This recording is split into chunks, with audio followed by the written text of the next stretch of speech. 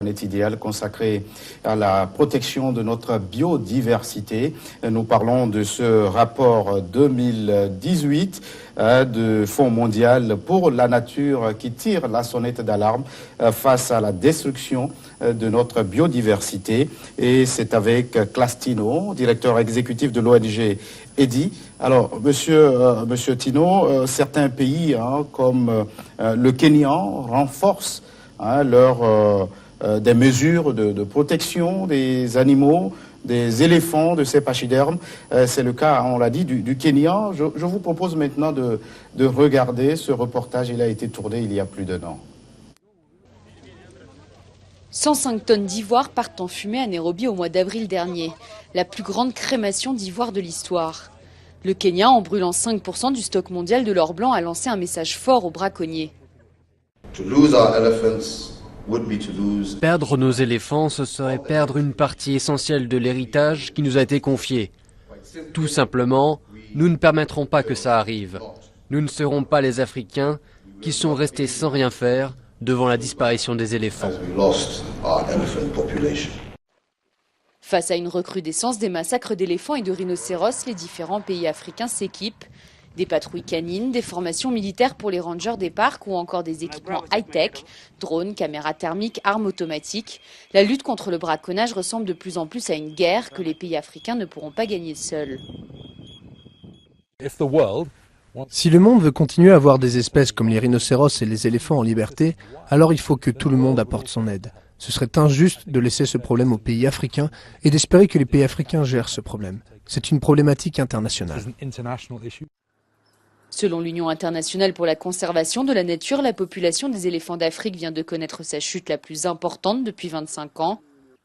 Le continent compte 415 000 éléphants, soit 111 000 de moins qu'il y a 10 ans. Mais les éléphants ne sont pas les seuls menacés.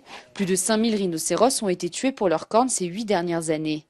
Les pangolins sont aujourd'hui en voie d'extinction. En 10 ans, plus d'1 million ont été massacrés pour leur chair.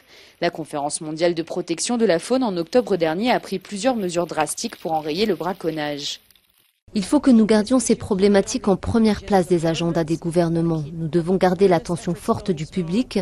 Nous devons aussi réduire la demande sur le marché pour atteindre les consommateurs qui achètent ces espèces.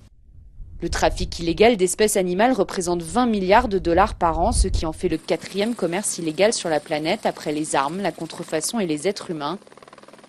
Mais si certains pays africains ont fait de la lutte contre le braconnage leur priorité, d'autres ont d'autres problèmes à gérer, guerre, pauvreté ou faim. Alors Claes Tino, si la disparition de ces animaux s'accélère sur le continent, n'est-ce pas parce que nos États ont plutôt d'autres priorités?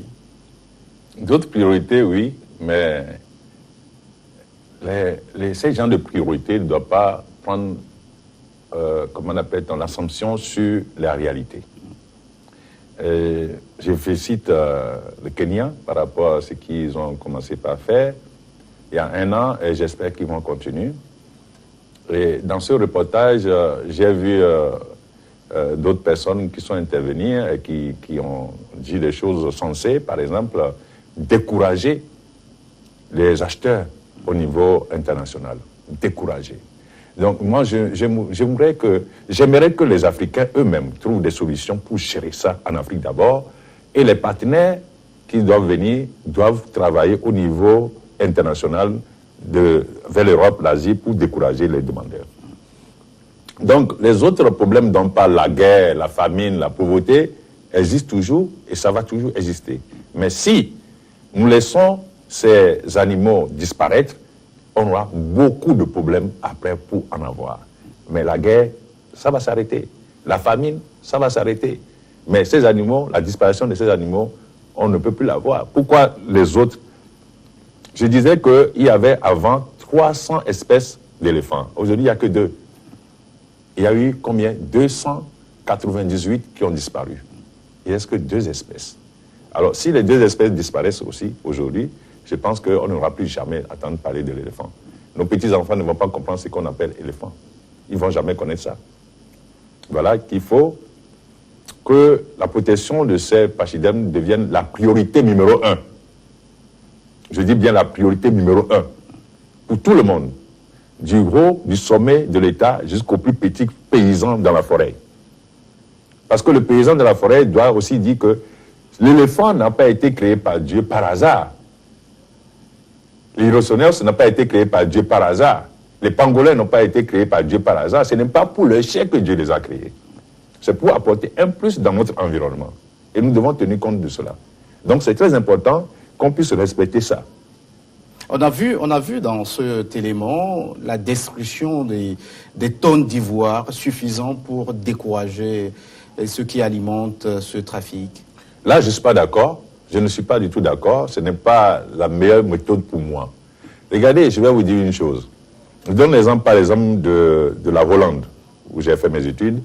Et qu'est-ce qui se passe? Au moment où le problème de la drogue, le trafic de drogue était devenu un souci pour l'État, l'État a fait quoi?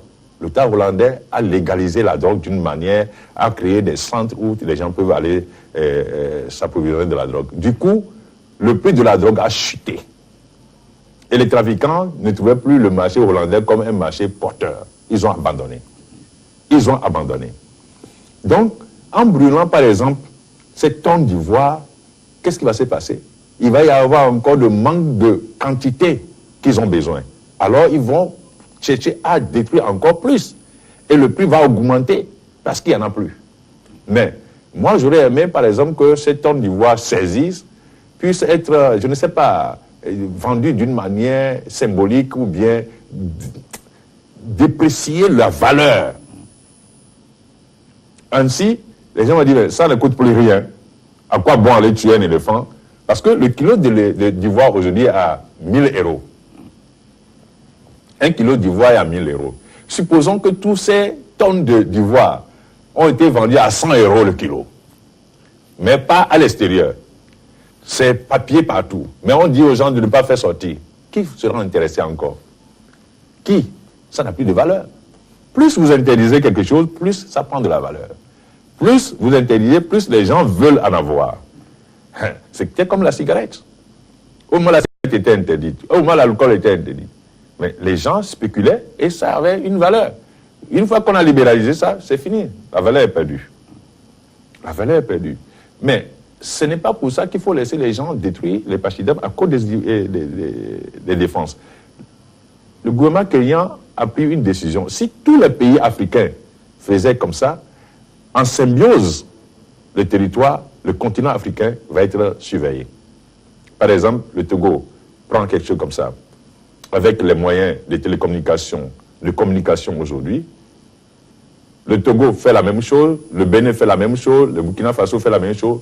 La coordination des informations fera que les trafiquants et les braconniers, même s'ils ont le produit en main, ils vont sortir par quel pays? Par où ils vont sortir? Ils ont le produit, ils ne peuvent pas sortir. Ça ne sert plus à rien, donc ils vont dire que ce n'est pas la peine. Oui, on l'a vu aussi dans le reportage, la lutte contre le braconnage des animaux est une guerre que l'Afrique ne pourra pas gagner seule. Vous en êtes convaincu, vous aussi? Non, l'Afrique ne pouvait pas gagner seule dans quelles circonstances? Par exemple, lorsqu'on dit que l'Afrique ne peut pas gagner seule, je suis d'accord que l'Afrique ne peut pas gagner seule. Pourquoi? Si, au niveau de la demande, les autres ne font pas leur travail et que l'Afrique fait toujours seule le travail de protection et qu'il y a une forte demande encore, l'Afrique ne peut pas gagner seule. Mais si on empêche ceux qui sont en train de demander de l'autre côté de l'océan et que l'Afrique protège, l'Afrique peut gagner cette guerre.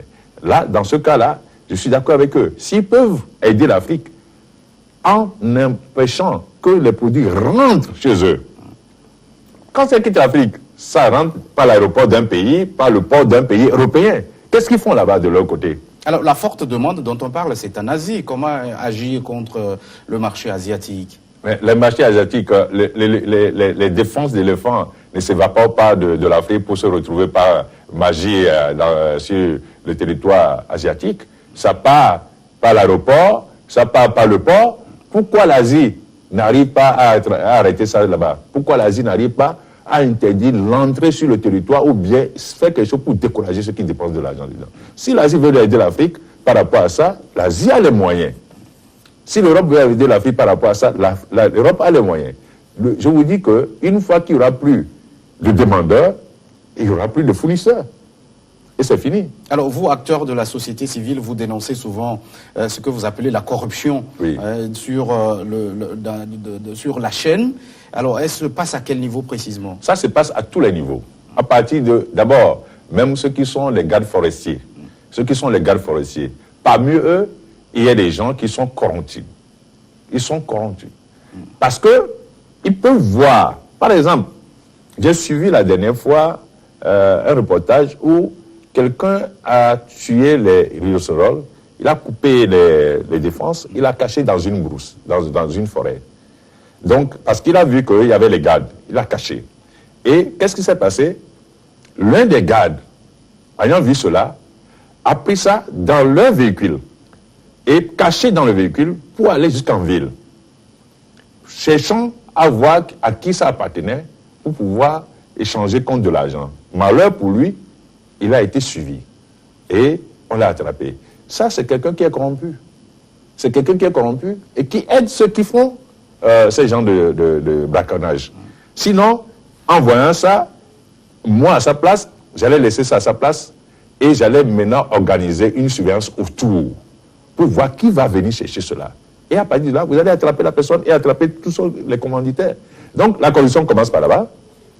Une fois que c'est rentré en ville, il y a aussi ceux qui, à l'aéroport, fouillent dans les bagages, ils l'ont vu, le monsieur sait qu'il a quelque chose, avant de laisser ses bagages, il glisse un billet de 2000 ou bien 1000 euros, il sait qu'il a une marchandise de 100 000 euros, il te donne 1000 euros, et lui aussi il voit l'argent, il ferme les yeux, ça rentre dans l'avion et c'est parti. Arrivé à destination, on le voit, mais on les laisse rentrer dans le pays. C'est ça. Alors, à tous les niveaux. La question que tout le monde se pose, à quoi servent les mesures de protection?